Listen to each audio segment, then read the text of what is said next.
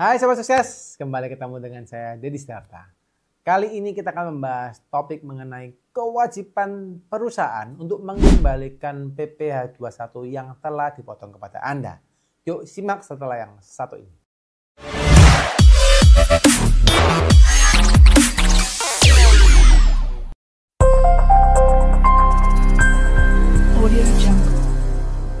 Oke Sobat Sukses.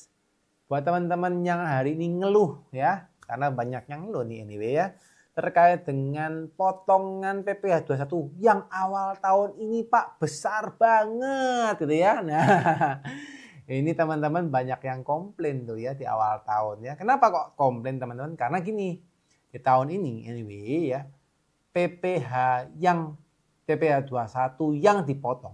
Mungkin buat teman-teman yang belum mengerti PPh 21 itu gini. PPh 21 itu adalah potongan PPh yang wajib dipotong oleh perusahaan Anda ya. Jadi mereka wajib memotong PPh kepada Anda ya atas gaji yang Anda miliki ya. Terus nanti dari sana PPh 21 itu akan Anda dibalikin berupa bukti potong. Tapi bukti potong ini bukan menjadi pegangan aja, tapi ini dilaporkan ya, karena ini bukti potong merupakan uang muka pajak Anda untuk totalan pajak akhir tahun ya. Sebenarnya gitu.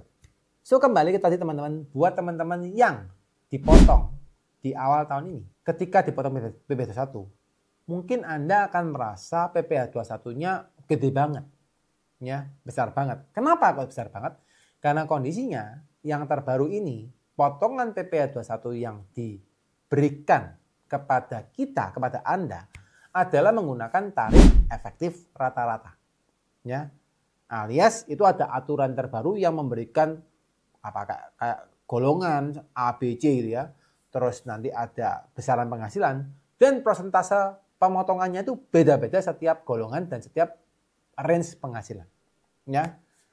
Itu simpelnya pemerintah mencoba mencari rumus untuk memotong Anda dengan persentase yang lebih ideal tiap bulan.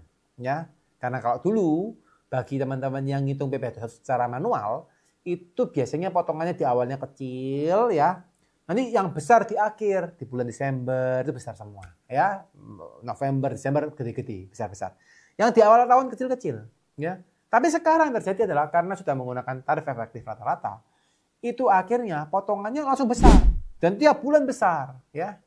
Nah, yang dikhawatirkan nih sama teman-teman adalah, kok besar banget nih gitu ya. Apakah nanti di akhir tahun bisa jadi potongannya kebesaran dan Pak terjadi lebih bayar. Nah, ini gimana Pak kalau seandainya lebih bayar? Lebih bayar maksudnya apa? Anda dipotong oleh petugas, oleh perusahaan Anda kebanyakan. Ya. Nah, ini bisa jadi terjadi, bisa jadi tidak. Ya, maka harus dilihat lagi dan disimulasikan. Nah, tapi teman-teman, menurut informasi ya, menurut peraturan bahwa teman-teman ternyata meskipun Anda menggunakan tarif efektif rata-rata setiap bulan, kan misalnya Anda mulai penghasilan di bulan Januari nih, Januari, Februari, Maret, April, Mei, Juni, dan sebagainya ya, itu tarif efektif rata-rata cuma berlaku sampai pada bulan November. Ya. Jadi Januari sampai November Anda akan dihitung menggunakan tarif efektif rata-rata. Oke? Tapi teman-teman di akhir bulan Desember, semua perhitungan harus ditotal dan dihitung ulang menggunakan tarif yang berlaku. Ya, tarif berlaku berapa Pak? Ya 5%, ya 15%, 25%, 30%, dan 35%. Ya, tergantung bracketnya Anda, tergantung berapa besar penghasilan Anda tiap tahun. Ya, sekali lagi penghasilan tersebut, pajak tersebut itu adalah berasal dari total penghasilan setahunnya, bukan per bulan. Ya, itu untuk yang di Desember. Ya, kalau yang di tiap bulan memang tarif efektif rata-ratanya berdasarkan penghasilan tiap bulannya. Ya. Nah, so teman-teman, setiap akhir tahun di akhir Desember, ya, untuk penghasilan Desember, perusahaan Anda akan menghitung ulang berapa sih pajak sebenarnya yang harus Anda bayar. Ya. Nah, dalam kondisi teman-teman bisa jadi nih ya, ketika perusahaan menghitung ulang, nah namanya human error kan pasti ada, namanya nominal error kan pasti ada. Ternyata Anda mendapatkan kelebihan bayar. Ya, Anda mendapatkan kelebihan bayar. Nah, begitu Anda memiliki kelebihan bayar, teman-teman tidak usah khawatir. Kenapa nggak usah khawatir? Karena kewajiban perusahaan, waktu ternyata ada kelebihan bayar, maka Anda yang petugas sebagai petugas pajak di perusahaan, ya Anda sebagai staf pajak di perusahaan, Anda wajib menghitung ulang dan kalau seandainya lebih potong daripada karyawan Anda, daripada SDM Anda, maka Anda harus mengembalikan. Oke? Jadi Anda yang berprofesi sebagai karyawan pun teman-teman tidak usah khawatir. Karena harusnya nanti perusahaan harus mengembalikan selisih pemotongan. Kalau misalnya nih, Anda sudah terlanjur dipotong setahunnya 3,5 juta. Misal ya. Lalu ternyata dihitung-hitung di sampai totalan penghasilan dan sebagainya. Anda harusnya cuma dipotong mestinya cuma 3 juta. Oke, maka teman-teman nanti di dalam slip gaji Anda ini tergantung daripada mekanisme pengembalian tiap-tiap perusahaan. Ya, yang normal sih biasanya langsung ditambahkan di unsur gaji. Misalnya nih, Anda harusnya dipotong cuma 3 juta. Jadi kan ada kelebihan 500. Nah, 500 itu langsung ditambahkan tuh di dalam komponen gaji. Ya, ada penambahan dari sana. Nah, itu yang harus dilakukan oleh perusahaan. Ya, atau ternyata Anda diberikan uang cash. Saya seperti itu. Nih kelebihan nih uangnya, terima aja ya, kamu dikasih uang cash. Itu juga memungkinkan teman-teman, depends ya. Nah PR-nya teman-teman, waktu Anda menerima bukti potong, nah ini penting ya, karena penerapan TER ini setiap TER itu kan tarif efektif rata-rata ya. Penerapan TER ini kan kondisinya berlaku baru ya, dan petugas atau staf pajak di kantor Anda, di perusahaan Anda, bisa jadi kondisinya mereka tidak melihat update yang terbaru. Bisa jadi mereka tidak memperhatikan aturan secara detail.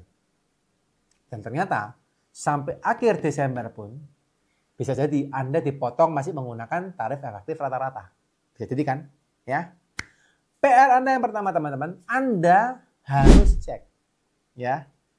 Jadi Anda harus hitung ya. Nah, ini menarik nih. Anda harus hitung dulu kondisinya berapa sih sebenarnya pajak yang Anda harus bayar. Ya, teman-teman boleh belajar dari Google, boleh belajar dari video-video yang lain ya, atau belajar dari video Mahir Pajak kami ya, e-course kami ya.